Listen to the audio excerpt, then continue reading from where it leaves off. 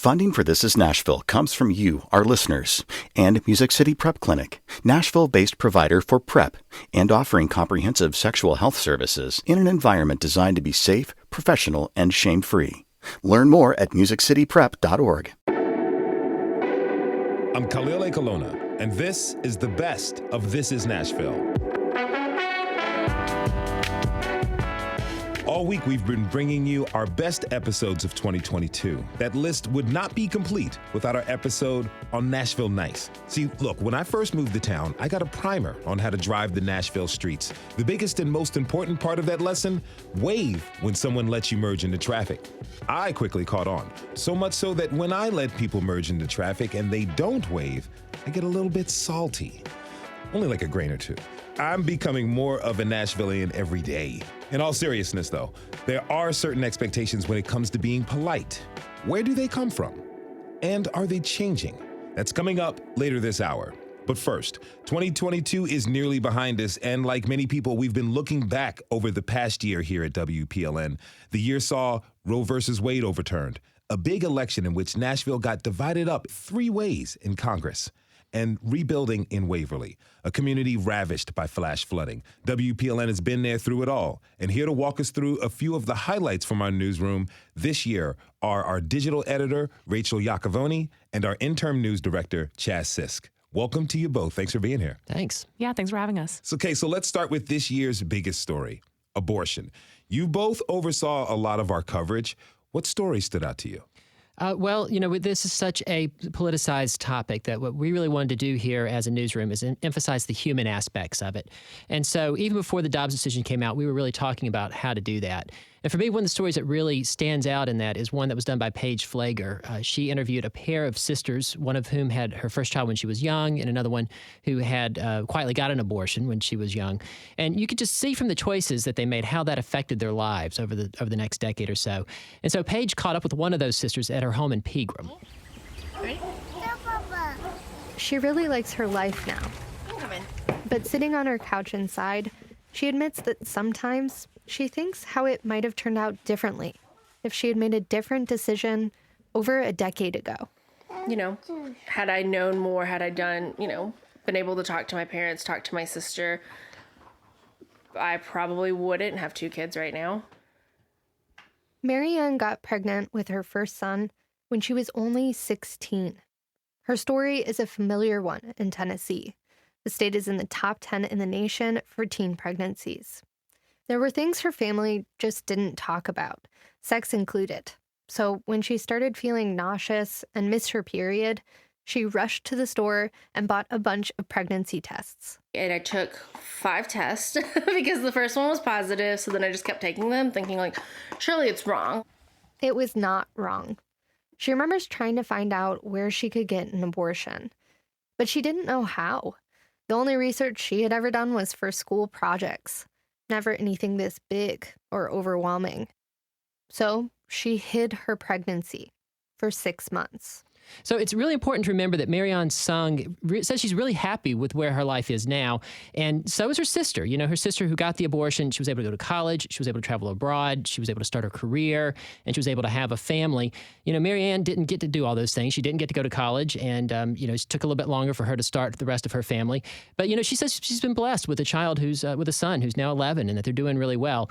And to me, it really illustrates both, how tough the decision to get an abortion can be, and also how tough it can be not to get an abortion. And regardless of which way you choose, it's a hard decision. We knew a lot of people in Tennessee would be facing that choice in a new light after the Dobbs decision. There was a lot of confusion about what was legal, medication or surgical abortion, especially because the state's full abortion ban didn't immediately go into effect. Like Chas said, we were already thinking about this since the legislature had passed some restrictions to abortion access on its own.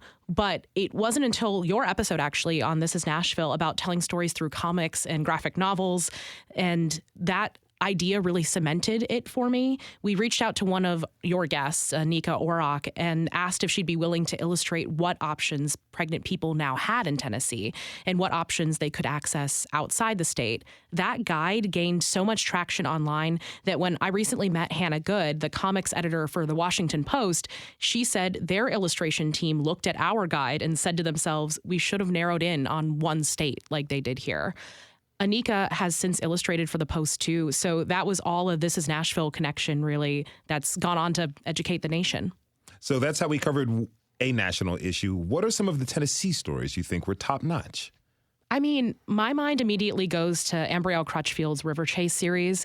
It may be about one complex in one city in Tennessee, but it speaks to housing issues in every urban center in the state. The River Chase Apartments, for those who may not have heard this reporting, was this colorful, affordable housing complex in East Nashville with a view of the skyline, but also mice and spiders and the literal ceiling caving in.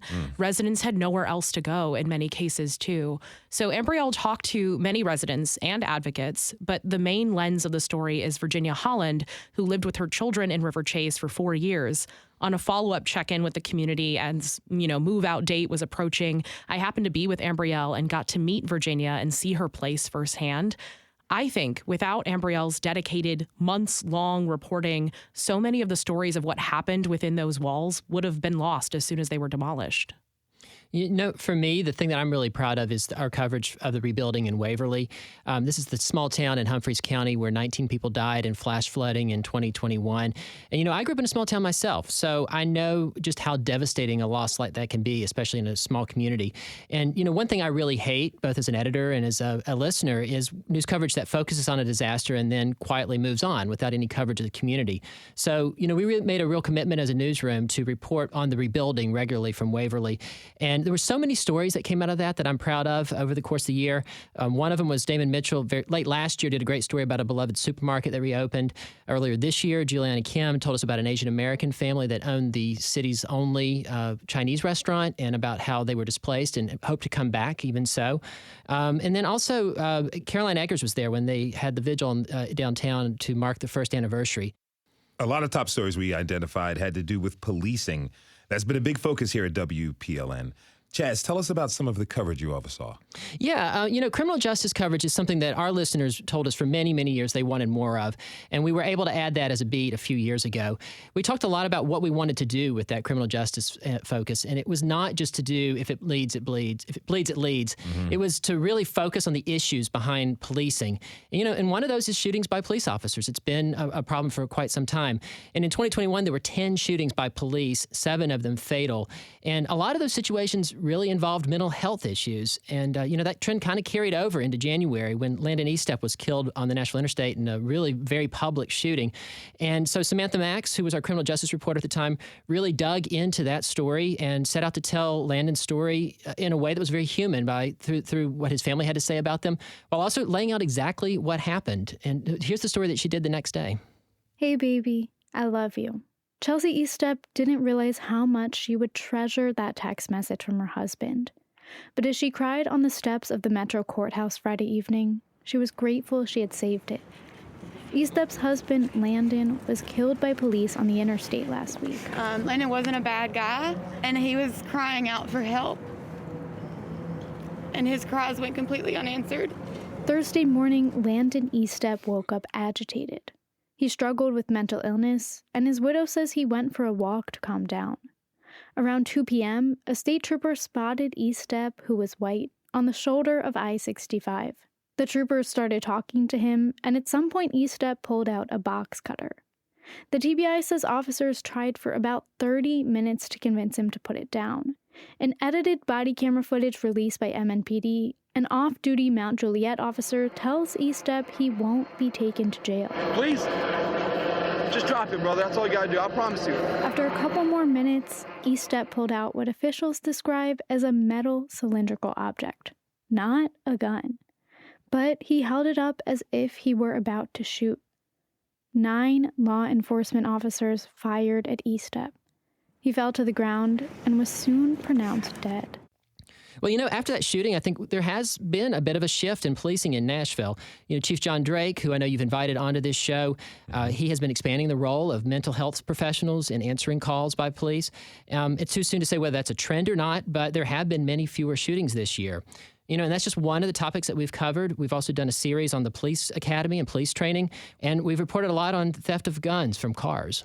We've been talking a lot about the important stories of 2022, but we like to have fun here too, right? Yeah. So what are some of the great joyful stories that WPLN produced in 2022? Yeah, well, one of the pleasures of being the news director is you get to go through all the coverage for the year. And I have to say one of my very favorites is a feature that you all did right here on This Is Nashville. And that's when one of your producers, Rose Gilbert, dragged your executive producer, Andrea Tudhope, down to one of those party buses on Lower Broadway. Yes. And, you see those things, you think, oh, God, how obnoxious are those? But it really sounded like it was a lot of fun. Transportainment vehicles have run into plenty of issues with safety in the past few years. There's slipping, there's falling off entirely.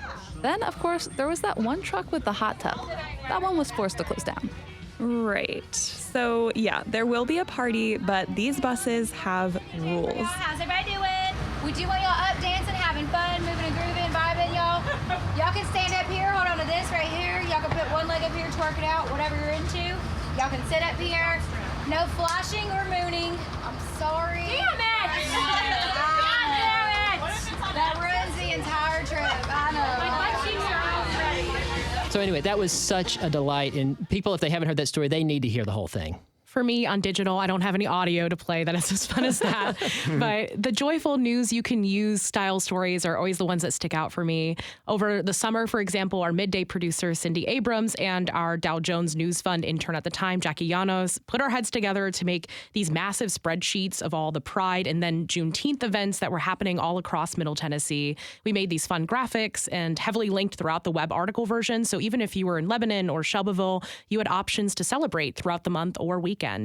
This is where some longtime listeners may ask me where the annual holiday lights map is this year, to which I will say there are not that many big changes I've noticed. So if you're a fan of the last listicle we had in 2021, it's still pretty accurate. You can check out that guide on WPLN.org and has links throughout to fact check me on this if you want. All right, that is WPLN digital editor Rachel Iacavone and interim news director Chas Sisk. Thanks you both for being here. Really appreciate it. My pleasure. Yeah, thanks, Khalil.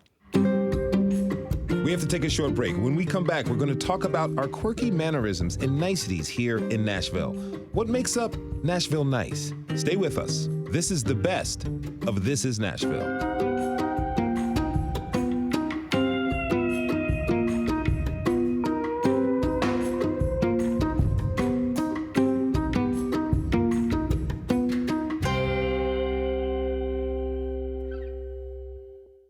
Funding for This Is Nashville comes from you, our listeners, and Music City Prep Clinic, Nashville-based provider for PrEP and offering comprehensive sexual health services in an environment designed to be safe, professional, and shame-free.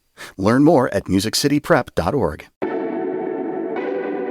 I'm Khalil Ekulona, and this is the best of This Is Nashville. This week, we brought you the best of 2022. Today, it's Nashville Nice. Now, my mother always told me and my siblings that it's better to be kind than nice. I've lived in other parts of the country where people are not concerned with being nice or kind. So I had a tiny bit of culture shock when I moved to Nashville. Almost everyone was very nice, and I noticed it right away.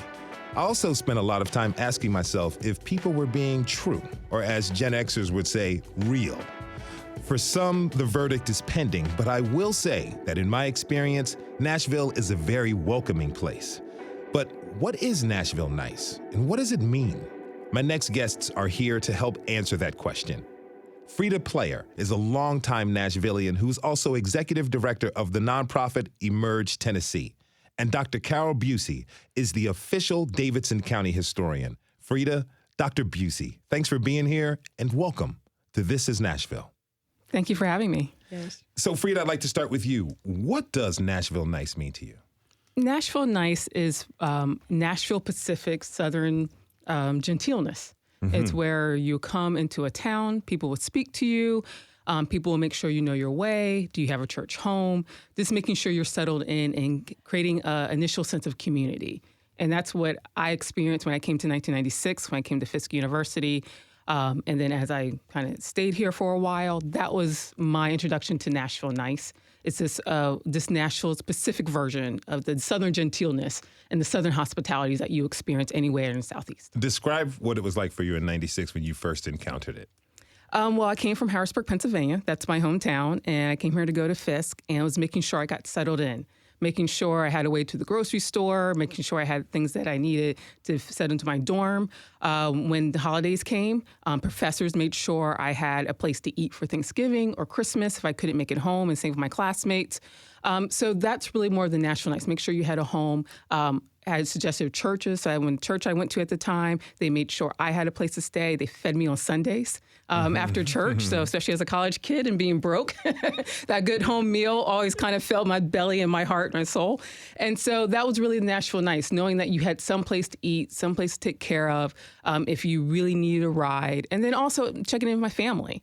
People who met my parents, they would ask, how's your family doing? How's your dad? How's your mom? In a genuine way. They actually remember who they are and really inquired about their well-being that I wouldn't find in my hometown in Pennsylvania unless they had a relationship with my parents. Now, Dr. Busey, how about you? When did you hear Nashville Nice, and what's the first thing that comes to mind when you hear that? The first thing that comes to mind when you speak about Nashville Nice is that there is this level of kindness and graciousness about Nashville that I think Nashville is very proud of. Very early on, the business community here, really before 1900, began what we refer to as boosterism, out trying to sell the city to other cities. And so, of course, Nashville's location played some part in this. We were not part of the Deep South, and pretty much the Nashville establishment wanted people to know we were different from the Deep South states. And so it was this feeling of this is a unique place. It's Southern, yes, but it's not that Southern. And yet you see that if you start peeling off the layers of niceness and gentility, it goes back, the history goes back to some darker things in our history. It was a code of sorts of how people, particularly people who had formerly been enslaved or were free blacks even before the Civil War, and Nashville did have a substantial population of free blacks here, they learned this code of how they had to act. And certainly lower class whites were also put into this category of needing to know this code, but yet they seem to see themselves as a step up above the people who had formerly been enslaved.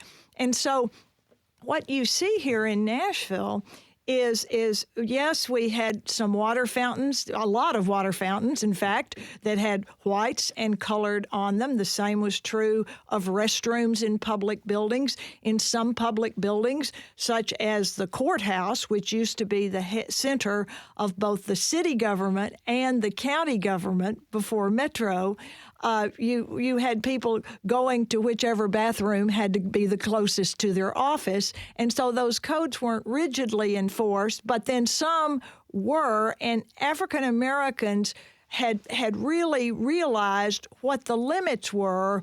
And so it was really a shock to the city of Nashville in 1957 when the first public schools in Nashville were going to be integrated that September, that a bomb went off at Hattie Cotton School where several African-American children had been enrolled. And I think that was in some ways Nashville's wake-up call. Mayor Ben West really was stunned by this happening in his city.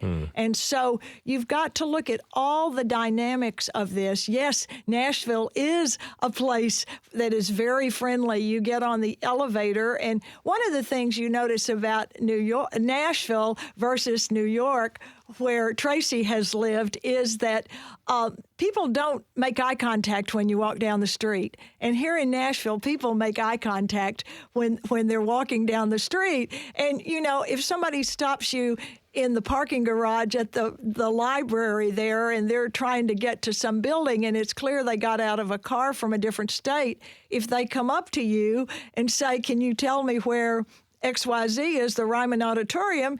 you feel very comfortable striking up a conversation with them. And it's true. The questions are, where are you from? You get in the elevator, where are you from? And it will get down to, what question would you say, Frida? Question 3 or 5 of, and where do you go to church? Church home. Yep. Church home. Now, I have yet to be asked about my church home, but I also was told that when you're crossing the street, you make eye contact with the driver. But I don't know if that's polite or more for safety reasons as a pedestrian. Now, Frida, Dr. Busey mentioned our city's history with racial segregation. So how are the rules of Nashville Nice? How do they kind of play into that? How are they different between Black and white spaces? One place I would say, particularly by profession, I'm a political consultant. And so what I really see it in the activist community, in the political community, is that in the Black political community, you really have to go and have conversations with the political elders or the political leaders when you want to get involved, when you want to run for office. And that's one way it's different, that you really have to go and kind of, I call it, do the political tour and really kind of either get their blessing or let them know that you're running. That's a whole different kind of political conversation. But I think that's really different in the Black community, of really paying homage, paying respect to those who blaze a political trail, particularly in the segregated South when Metro government formed and the traditional Black historic seats that are councilmatic seats that exist. I think that was really the difference comparing the white community. Usually in the political realm, it's more of you have that one gatekeeper that would just open up and verify and give you that credential to go through the political sphere. And I think that's more the difference of how the community works between the two. I want to bring in my next guest. She's an entrepreneur, business mentor, and native Nashvilleian. Tracy Hughes Royal, welcome to This Is Nashville. Thank you for having me. Now, you're a fifth-generation Nashvilleian. How would you define Nashville Nice? I look at it from the business perspective. And growing up here in Nashville, being born in Nashville, but also living in New York for 18 years, I can go do a direct comparison. For example, as Dr. Busey mentioned, there's a difference between looking a person in the eye versus not looking them in the eye. In New York, people are busy and they have somewhere to go. So they're not being rude, they're being direct, and they're trying to get to where they're going. Here in Nashville, in terms of Nashville Nice, we like to strike up a conversation, get to know you, especially if we were looking to do business, not coming in and striking an immediate business deal. They may want to do happy hour or have dinner, break bread, and understand your family, your values, your background, where'd you come from, what do you like. They will have the social conversation or the social graces before they even move into a business realm. So I've really been operating from the Nashville Nice in terms of how you do business. You can't come here and expect to have an immediate deal and not sit down and have dinner and just talk about each other's families. What are the benefits of that? I mean, I understand that to be successful in business, it's about building those relationships, but talk about the business benefits or detriments of the New York style of let's get straight to the point and the Nashville style of, hey, let's have these social graces. Let's learn a little bit more about the person you'll potentially be doing business with. As a publicist, I have a PR company here, and I did PR in New York. I can tell you show you a direct comparison. So in New York, you are calling the assignment desk at the news station, and you are pitching your story and hoping they will run it. They're very short. They're very to the point. Just tell me what it is, and then they hang up. And you may not know that your story was picked up. Here in Nashville, you can call an assignment desk or call a producer. They will take time to chat with you, learn a little bit about your story. Not only if they run the story, they will actually send you a link or show you where the story ran. So they're into the relationship where there's a slight investment of time. I like that. Now, speaking of breaking bread, we got a tweet from @DixieGirl256. Nashville Nice is bringing food when there's a death in the family. Usually your signature dish, a casserole or a pie, typically cheese. Typically chess, pardon me. And, you never... Chess pie. Yes, get it right now. Get That's it right. my favorite dessert. I haven't had it yet. Chess pie. Oh, you're missing something big. Okay, I am.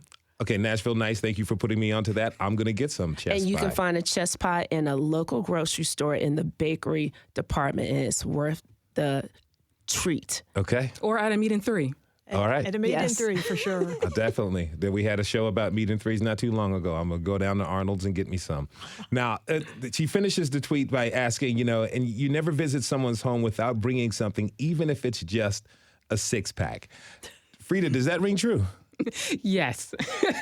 You always have, I have a stash of hostess gifts in my house, whether it's, little smell goods or soap or something. Yeah, you have to bring something. Mm-hmm. And I had a surgery a couple of weeks ago, and I got overwhelmed of, my generation, Gen X, we don't bring dishes as much as in, I'm going to order you Uber Eats, or I'm going to do it. So I got Venmo'd, $20, $50 to order a meal, or people just, had Uber Eats just drop me off a meal after my surgery. And I got overwhelmed where I had to tell people, can we postpone this a couple days? Because I have too many leftovers for that. And I would say that is very true. Okay. If you're just tuning in, this is Nashville, and I'm your host, Khalil Ekulona. We're talking this hour about the idea of so-called Nashville Nice. So, how about the other side of this, Frida? Like, is there a way that an outsider might not understand that someone in Nashville is just being nice? I'm thinking of something I've heard described as the Nashville no. Yes. So the very basic of it, as someone who's done community organizing and who's done canvassing for political campaigns, if someone says, I might come, I'll think about it, that is a no. But they're not going to tell you because, they want to respect your time and your effort. I would come back and we have our debriefs. It's like, well, I got these maybes, so they're going to come. I was like, did they say maybe or think? They're like, yes. Like, they're not coming. Okay. And that's part of the Nashville Nice. Like, we're never going to say, no, I can't make it. I have an obligation. We're like, well, I'll think about it. I'll try. The other part of that is it does have a kind of a negative connotation where you see in the political world and kind of like we were talking about in the business world, it's more of we're going to let you go so far. And that what I've run into my other elected official colleagues is that why doesn't this happen in Nashville? I was like, well, this is Nashville. That's how we do it. That you have to respect the political culture, or they felt like you haven't paid your dues. And so the elected officials who are transplant, particularly in the last decade, they run against this brick wall of, I want to do this, I want to accomplish this. And I was just like, whoa, hold up. You have to pay your dues. You have to go do the tour. You have to kiss the ring, because when it goes back to that social graces, and the same thing in the political world, you have to have the dinners, you have to have the cocktails, because it's more of, are we going to the same vision? And also, are you dismantling what I've worked for that you don't know about? And I tell people, just because you don't see it doesn't mean it doesn't exist. Okay. Dr. Busey, you want to weigh in? Well, I think that's absolutely true. I mean, there are definitely limits and things that you shouldn't do. Nashville does not want to be seen as an unpleasant place. There is a level of pleasantness everywhere, and we're often not direct. We say, well, I'll think about it, when you don't want to go to that, or whatever it is, I'll think about it, which is really code for no. And another thing you see here is, and my daughter grew up here in Nashville and now lives in Sweden. So she and her husband and 3 kids were here for 5 weeks this summer. And Ellen was struck by all of the people in the grocery store saying to her, yes, ma'am, yes, ma'am, yes, ma'am. And, she couldn't get over that. And her little children who were bilingual, they were stunned at anybody saying, yes, ma'am. And certainly in the North, in New York, for example, you don't have the server say, well, yes, ma'am. And so it's an interesting thing, but there are these gentle things you have to do to feel a part of the community. Yeah, when your elder says, if you don't hear what they say, you never say what. You always say, ma'am, sir. They repeat what they're saying. It's like little things like that. It's also like a trigger of knowing whether you're from Nashville or not. And I remember just being the cousin that always came down south for the summer. I always had to learn that code switch. That's funny because my mother raised me with that ethic, but she's a New Yorker. Dad's from upstate New Jersey. So it's interesting of how but their parents are from the South. So they pass that along the family line. Now, Tracy, you work with politicians as well, right? I teach social media classes to Tennessee politicians. UT County, Tennessee, they retained my firm to teach them. So I actually taught a class this past Tuesday to some newly elected officials from Sumner County, Montgomery County, Williamson County, Davidson County. How are they reacting to the codes of conduct about niceness in Nashville?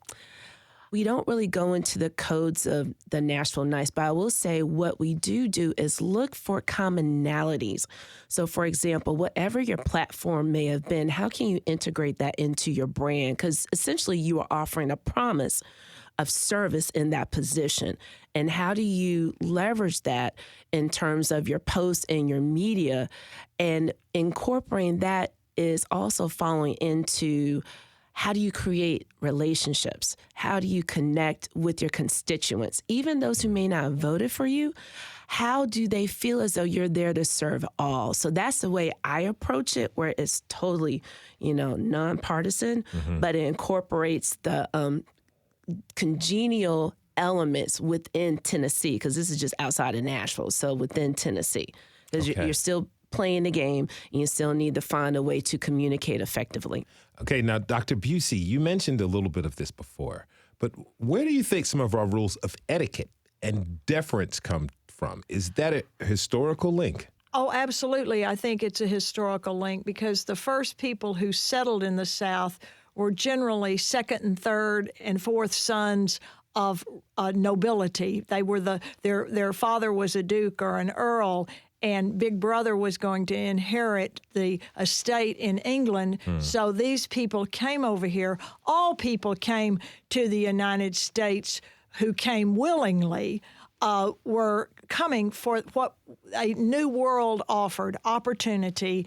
And so the English brought with them their expectations of people who were not on their level of society. And so consequently, we had, for a while, we had a lot of indentured servants who came because they couldn't get over here any other way. But we also then began to bring in enslaved people from Africa as the mortality rate here in North America began to go down, and enslaved workers tended to become a more secure financial investment.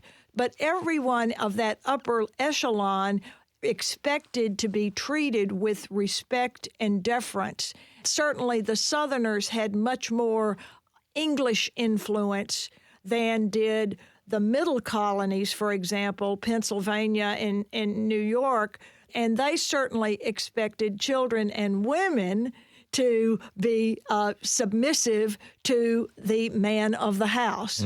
So I imagine like the terms my lord, my lady turned into sir and ma'am down here. That's exactly right. All right. Now, we can't have a show about Nashville Nice without addressing Bless Your Heart. Tracy, can you break that down for folks who may not know? Yes. So I'll put on my New Yorker hat. Okay. For Bless Your Heart, if it's used up north, a Southerner would be one who uses it, because a Northerner would basically, they're very direct. And they don't mean anything by it. They don't mean to be rude. It's just they're trying to get to where they're going and get everything done. If there is something that they perceive to be stupid, they're just going to say that's stupid. They're going to say that's dumb. But as Frida mentioned, we're kind. We don't want to be perceived as being mean or rude. So we have Bless Your Heart. So if somebody says something that is perceived as that doesn't make a bit of sense, that is stupid, we will say, well, bless his heart. Bless your heart. And it is up to you if you understand what we're trying to say, because we're like, that was really dumb what you said, but I'm not going to hurt your feelings by saying it. So I'm just going to say, bless your heart. And if you don't understand it, but people around us understand it, they will start snickering because they totally get it. That basically you gave them a little bit of Southern shade. Okay. That's exactly right. Where does it come from, Dr. Busey?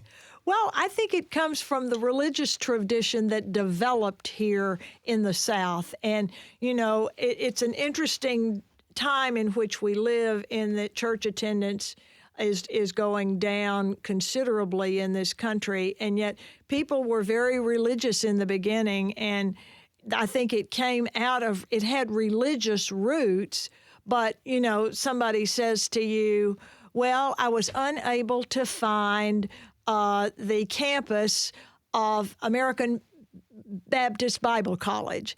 and you'll say, well, bless your heart, let me give you directions. And so it's that kind of thing that it is exactly as Tracy said, well, you don't know, I'm going to tell you. Yeah, and there's different connotations and different levels of part of it, because part would be like, oh, bless your heart. Like, oh, you're special. Like, oh, bless your heart. Like, girl, you need prayer.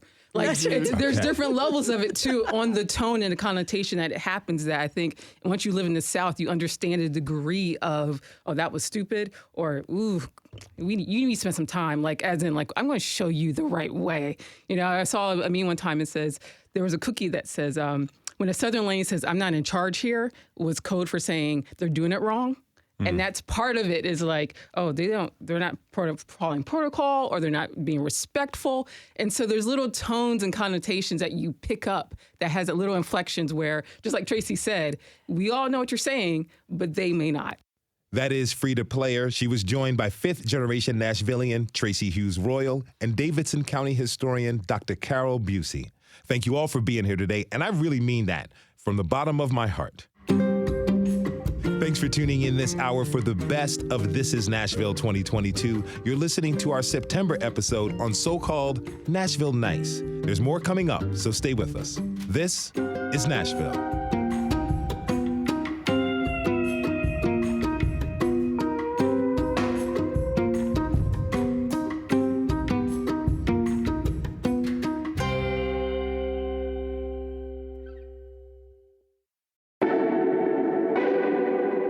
Khalil Ekulona, and this is the best of This Is Nashville.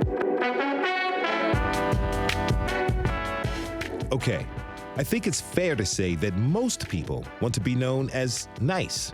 It's a good characteristic to have, but forcing yourself to be nice all of the time may not feel sustainable.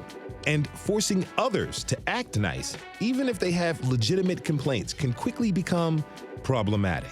Surface-level niceness can lead to false narratives that prioritize the idea of harmony over messy truth. My next guests have looked at Nashville Nice and learned about its potential downsides.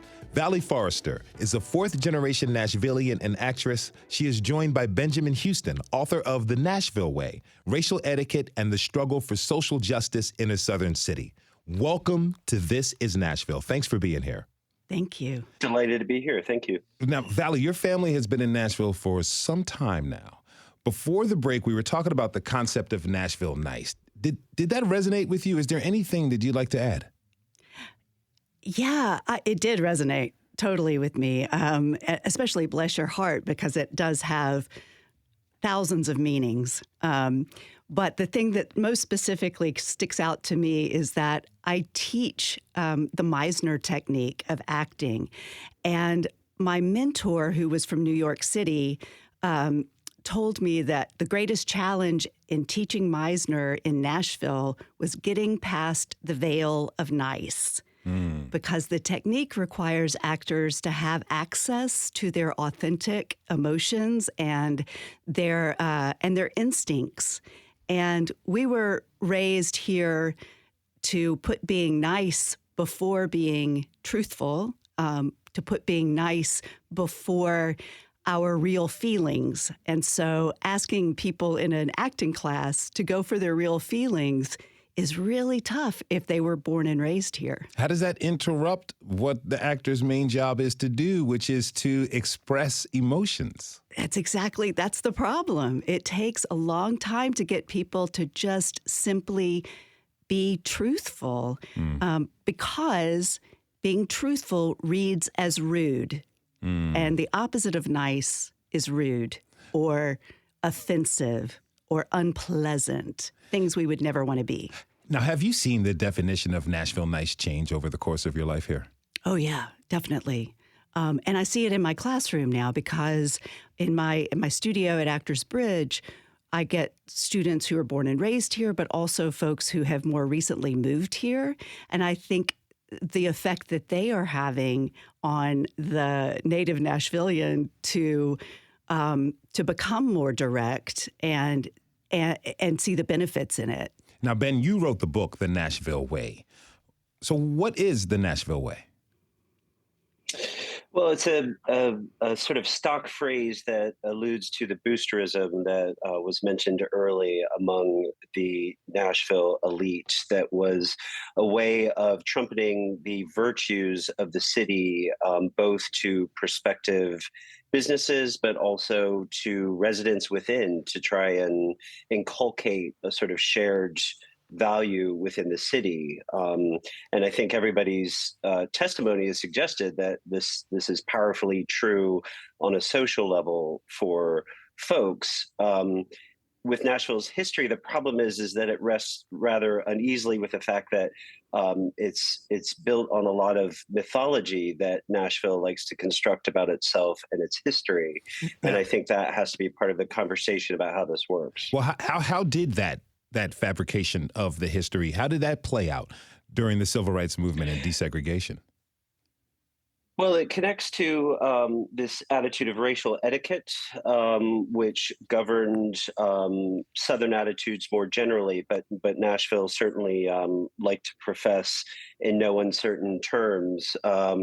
There's a way in which if you are sharing a particular value, then it enables you to stifle the dissension that actually might exist within a community, right? And actually, Nashville is a rich ecosystem of different classes and races and all sorts of different social markers, and manners or shared values such as niceness end up becoming sort of a social lubricant where people can sort of navigate these tensions more or less smoothly. But when the emphasis is on being nice as opposed to becoming more just or more equitable, then that can be a problem. How does that narrative, how does that prevent the city from coming to real terms with its history? Well, I think it goes back to the mythology, right? The fact that Nashville always wants to believe in the better angels of its nature, basically. And you can see throughout its history, it's constructed Parthenons. It's called itself Athens of the South, and it's called itself Nice, and it's called itself, it's given itself all these appellations, these boosteristic appellations, in order to present this image. But when you peel those back, when you have a close look at the history of race relations or labor relations or choose your subject, you actually see that the discords and the conflict within is actually much more of a compelling and richer story than what people profess to believe. Now, Valerie, you were raised in the church, right? I was. How did niceness factor into your upbringing? Well, when I was growing up, Nashville was veiled in a strong dose of the prosperity gospel, which means that if God favors you, you are successful.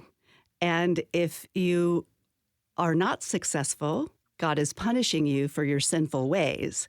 So if things are going well in your life, God is smiling on you. And if they are not going well, then you're being punished for your sins. That leads people to present only what is nice, only what is cleaned up and shiny and shows God's favor, and to hide what is real and what is true and what is heartbreaking, because it might lead others to believe that they are not in God's favor. Were those expectations set for everyone? Oh, yeah, definitely. Okay. I think, probably more so for women, but I think for everyone. Now, as we're talking about these niceties that were expected to come from the church community, I understand that adhering to that ideal did a lot of damage when you were in college. Yes. If you feel comfortable sharing, can you tell me what happened? Yes. When I was a junior in college, I was kidnapped and raped. And the man approached me at the BP station at 8th and Wedgwood, where I was getting gas, and he asked me if I could help him jumpstart his car. And to my 22-year-old self, it did not occur to me to say no. I was raised to be a good Samaritan, and I was raised to be nice. And so I said, yes, as soon as I finish pumping gas, I can help. And then I got in my car, and he came around to get in the passenger side. And I had this little moment where my gut said, this isn't good. But I overrode it because for me not to let him into my car, to make him walk while I drove, would not have been nice. And so I reached over and unlocked the door and let him into my car. And he proceeded to pull a knife on me and kidnap me and rape me. And then I didn't tell the story. I did prosecute him, and he did go to prison for a very long time. But I did not tell anyone that story publicly because it would show that God did not show favor on me, that I was a sinner and deserved it. What helped you find the help you needed then? One of the big things was I was going to church at St. Augustine's Chapel, where Becca Stevens was the minister. Becca had also experienced sexual violence that she talks about very openly. She helped me a lot to reframe the story where I was not the victim of it, but the hero of the story, and to really smile on that 22-year-old girl who had such a tender heart that she didn't think twice about helping somebody in need. And to put the responsibility for the attack on the perpetrator and not on me. That took 10 years to get to. But the first time I spoke of it publicly was in the Vagina Monologues that I was producing and directing at Langford Auditorium in front of 1,200 people. And I really thought that I was going to die. I mean, my friends had to carry me onto the stage so that I could own that story publicly. And how did you feel after you were done? Free. Immediately. Free. And the whole place rose to their feet, and I was reconstituted in that moment. So considering what you've been through and how you've grown, what would you like to share with us about the convenience of being nice versus the authenticity of kindness, particularly to oneself? I would say I run a program for teenage girls in the summertime called Act Like a Girl. And what I see in them is this craving for something that is real, and this craving for somebody to tell them what's really going on. And I believe that the richness of authentic connection is so much better than niceness. And that if we want to be connected to each other, that means being vulnerable enough to tell the truth about how we feel and what we see in front of us. And that also allows us to trust our instincts. Something I know I was not raised to do. Thank you very much for sharing your story with us. Now, Ben, we see all this. How can Nashville, learn from its past and be more authentic with itself as more and more people are moving into this town? Well, I think that it requires harder conversations that niceness may or may not be prepared to facilitate at the end of the day. As you say, everybody wants to be nice. It's important. It matters in terms of this social lubricant. But when the conversation is about tension or authenticity or all these things that are coming out, then a different rhetorical strategy might be appropriate. And of course, my book is about the history of race relations there, where all the things that have been talked about on a social level in this program were embodied in a city's personality. And in fact, it meant that less change happened rather than more, because there was such an emphasis on Nashville feeling good about itself that became more important than extending the blessings of Nashville to everybody who was in that community. And so It comes back to how you define a community. Can you be not nice, not a Nashvilleian, and yet still be a part of the city? And I think that requires a more expansive view about how to approach such things. About 20 seconds. Do you see Nashville's sense of niceness changing? I think there's always the potential there, but it has to be a collective endeavor. It has to be people challenging themselves and challenging each other. And you can do that in a nice way, and you can do it in an unnice way. But bless their heart, people have to be willing to change. Amen. That is Benjamin Houston. He was joined by the brave Valley Forrester. Thank you both for being here today. And thank you for joining us this week for the best of This Is Nashville 2022. The year is coming to an end, and what a year it's been for us since we launched back in March. We've been all over this town and region. That's why Monday, we're bringing you a special episode packed with audio from our adventures, from tagging along on a cab ride downtown till 3 a.m.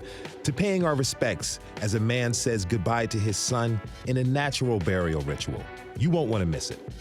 This Is Nashville is a production of WPLN News and Nashville Public Radio. Listen back at thisisnashville.org or wherever you get your podcasts. Our producers are Steve Harouche, Rose Gilbert, and Magnolia McKay. Our digital lead is Anna Gallegos-Cannon.